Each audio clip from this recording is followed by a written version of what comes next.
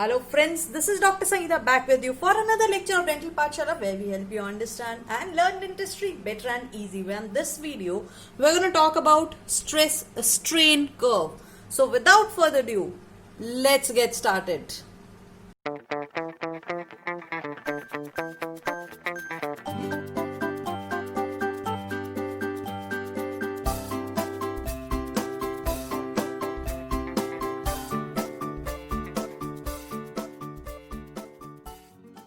And before we get started, make sure you subscribe to our channel and click on the bell icon so that you don't miss any of our future videos. So guys, stress strain curve is the mechanical property of a dental material. It is actually property of any metal, of any material, I must say. So in order to understand the stress strain curve, we must see some facts. So this is, if you can see, a spring we have. Now, what if I put, see, stress is amount of force which I apply, or which anyone applies on an object, right, on material. The amount of force which we are applying. Now forces again are of different kinds that we are going to talk about in the later on part of the video. So if I put forces, what happens? See, if I put force, I put a little bit of force, the spring come back to its original position. Now if you can see here, I'm applying force. When I apply force to the spring, when I apply force, the spring comes back to its original position and nothing happens to the spring. As you can see, and I'm applying forces. This is the compression force, right? So both the sides I'm applying force, the spring is coming back to its original position. When I'm applying tensile force, again the spring is coming to back its original position.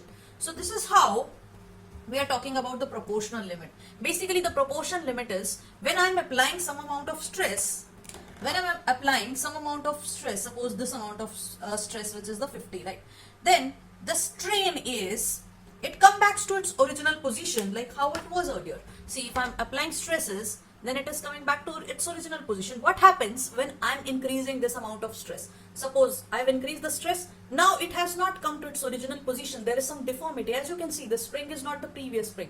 There is some elongation which happens. So this is the elastic limit of the spring. That means this spring or this metal or this material, it is not in its original shape. It is not fractured also, but there is some deformity which happens. This is what we call the elastic limit. Now what happens? I'm going to make it put more stress, more stress, more stress. As you can see, when I'm applying more stresses, actually there is an elongation which happens of the material, right? So at this point, as you can see at this point, there is the maximum when the stress is applied. So there is a elongation which happens. We are going to talk about that also. So when I'm applying more forces, more forces, more forces, at one point of time, the spring is going to fracture. So that is the point T, which is the toughness of any material. So before that, the point or the stress at which I'm applying and it fractures is the toughness of the material, which we all know that there is some amount of stress or some amount of load a person can take, right? Or another example in the day-to-day life you can say is, suppose if anybody is poking someone, or if anyone is pulling the leg, or if anyone is teasing, up to a limit a person can listen to that, right? So like you people keep on telling ma'am this video, that video. So up to a point, there is a limit. Suppose if anyone is teaching you, teasing you, or if suppose anyone is pulling your leg, or scolding you or anything, there is a limit that you can listen to that person. So that is the proportion limit. So suppose if there are two friends and one friend is teasing the another friend, so there is a limit that one friend can listen to that. But after a limit, what happens? If that is, he's keep on telling, and you can mostly see it after the people are drunk. So what happens? These two people, they get into the fight, right? So they get into the fight, break each other's bones. So that is the toughness. So a limit to which they can come back to their original friendship is, you can say, the proportional limit. A limit wherein the other person remembers what the friend said and remember his whole life, and he hold on to that particular thing. If he feels anything bad, or if anything hurts him, and if he always keep on remembering that fact, and there is some deformity, there is some problem which the relationship is not like the previous relationship as before, right? So that is the elastic limit. But still they are friends, they are not enemies, but still they are friends, but their friendship is somehow hampered, is the elastic limit. I hope that you guys now understand what is the proportional limit, what is the elastic limit, what is the yield. We'll talk about yield strength and all. So why are we studying this topic? First of all, I always tell you this, the purpose should be clear in the head that why do we study this. What happens, see, when we are chewing, when we have the masticatory load, as you know that masticatory loads are a lot of forces. It is somewhere equal to 20 kgs in the natural teeth, right? We call it like that. That so much of force is the biting force. So the masticatory force maximum, it can go up to 200 to even 3000 newtons, and mostly it is present in the posterior region. Now what happens when we are putting some filling in the teeth? Suppose this is the teeth cavity we have prepared and I have placed some filling.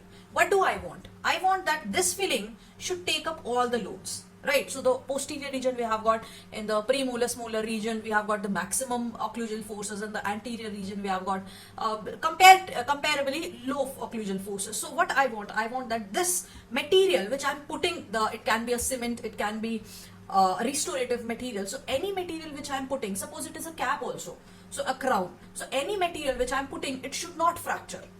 So it should have the property that is, you know, good to be a restorative material. So all these material, when we decide the choice of material, either it is impression or it is a filling material or it is a crown material, in day-to-day dentistry life, we want that these material should perform its best, right? We do not want that once the occlusion forces or occlusion loads come onto that surface, onto that material, it fractures, it undergo cracking. We do not want that, because then what will happen, once the patient chews or eats anything, then the material is going to fracture, then there is no use of doing the filling. As a dentist, we must know that the significance of the mechanical properties of a dental material, and today's video we are going to talk about that only. So what do you mean by stress and strain? Starting from the beginning, we must know what is a stress, what is a strain. So basically, stress is the force which is acting on a specific area, on a specific material. So suppose this is a material, and in this particular area I am applying forces. So the force which is applied per unit of area is we call the stress. Basically, in layman terms, stress is, you know, the amount of stress you can take up, the amount of pressure you can hold on to. So this is the force per unit area, which is our stress, and it is measured in megapascal, right?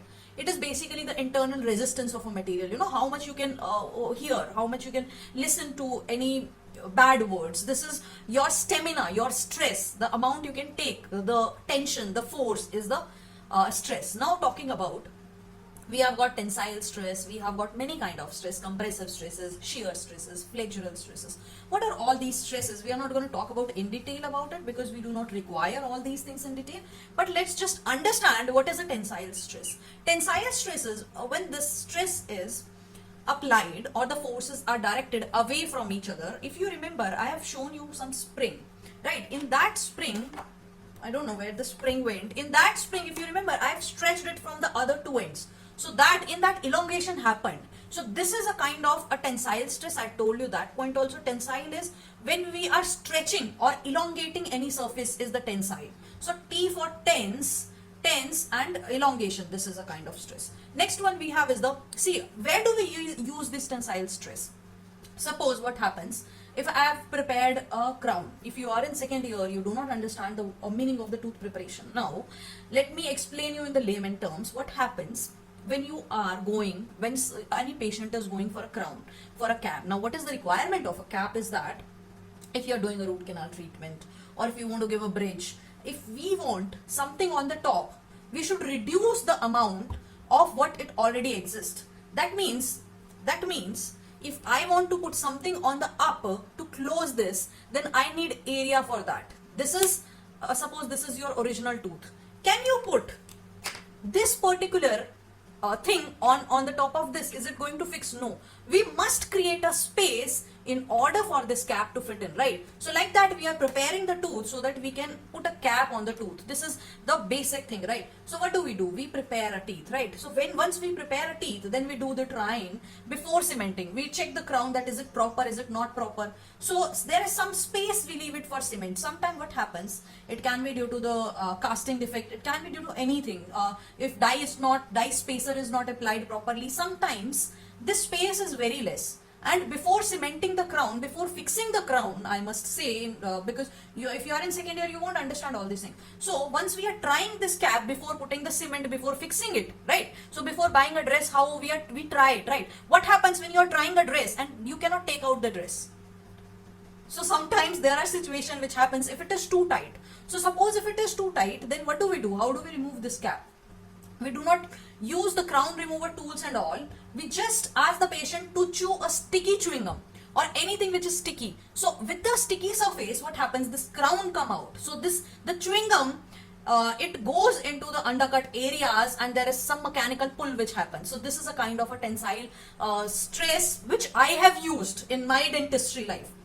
So talking about the compressive stresses. See, compressive stresses are a kind of a stress in which a load is applied. As the name suggests, compress. What is the meaning of compress? Suppose if I want to see, this is the tensile, now I've got the spring. So suppose if I want to put pressure on this. So compress is if it is compressing. This is, we understand it. This is just an English term. So this is the compression forces. When I'm applying pressure or forces from one side which is directed towards the body, right, which is not away from the body like the tensile. So compression is when we are applying forces towards the object or towards the body. This is a compression. Then we have got some another kind of stress which is the shear stress. Now shear stress is basically a kind of a twisting force. Suppose this I cannot bend actually. I should have any material which can be bent. Okay, let's just take the example of the spring. So if I want to show you shear stress, then I have to twist this object. So that means I am putting clockwise forces from this hand, anti-clockwise forces from this hand. So what happens? This is a kind of a shear stress. So it is going to rotate, right? And if I'm going to keep on doing it, sometimes what happens, if I'm keep on rotating it, a thin wire you can say, then it is going to fracture at one point of time. This is a perfect example for this red part of the curve, which I'm going to explain it to you. So this is a tensile stress. This is a shear stress, I'm sorry, in which the forces are applied parallel to each other, not in the same straight line, but just parallel to each other. One in this direction, another one in this direction. So what happens? There is a twisting which happens of the material, right? So these are kind of forces in clinical practice. We mostly, we rarely see these shear forces and all. So flexural strength or bending is when we are doing the 3-point test. Right, so what happens when we are checking? What happens when we are checking the strength of a material? Then we place this material onto a surface, and the surface is covered with 2 points. At the third point, we are going to put pressure. So what happens? There is a bend or flexure in the surface, which happens is the 3-point bending test, we can say. This is very important for a bridge, because what happens sometimes, see, this is a bridge, right? This is a bridge. So if I want to replace this teeth here, this pontic will not be supported by any other teeth. And if we are putting loads, occlusal forces, other forces, masticative forces, all these forces are coming, we do not want a flexure of this pontic. So this is the example which we use, which is the requirement for studying all these things in actually our day-to-day life in the dentistry. Why are we reading all these things? Talking about strain. Strain is, and I think we are going to cover this video in some parts because it is going to take a longer time to understand all these things. Once you understand the stress, strain, the mechanical properties, then it is easy for you to correlate into the clinical subjects, then what is the significance of all these things? What is the significance of elasticity of a material? What is the significance of impression material? What is the significance of a filling material? Because we are going to talk about brittleness, hardness, all these properties till the final year. This is very important for us to understand, because newer composites are coming and the newer modifications also, like whole our life we'll be able to understand that suppose if any modification comes in the composite restoration, then we understand that what is the significance, this has got a higher modulus or whatever the term is there, we can understand it better. Strain is when any change happens due to force. So if we have to take our spring, when I applied the tensile stress, right, so what happens? This wire elongated. So any change happens due to application of the stress is our strain. I hope that you understand. Strain is basically just the deformation from its original length or from its original shape is we call the strain. So strain we have got two kinds. One is the elastic, another one is the plastic. If you remember, when we were putting a little bit of stress on the spring, some amount of stress, it bounced back and it came to its original position. So that is elastic. But plastic is when it cannot come back to its original position. Now you can see I'm putting pressure, I'm putting stress, not pressure. I'm putting stress and it is not coming back to its original position. So this is a kind of a plastic deformation which has happened to this spraying plastic strain which has happened. So it can be of two kinds. It can be elastic or it can be plastic. So the rest of the video we're going to talk about in the part 2 of stress strain curve. I hope that you have enjoyed the video. And if you have enjoyed the video, give it a thumbs up. Also, you can comment in the comment section below. There is a link in the description box below to support me on Paytm as well as on PayPal to make free videos for you guys and to make free. So till then, keep reading, keep learning, stay motivated. I'll see you soon in the next video.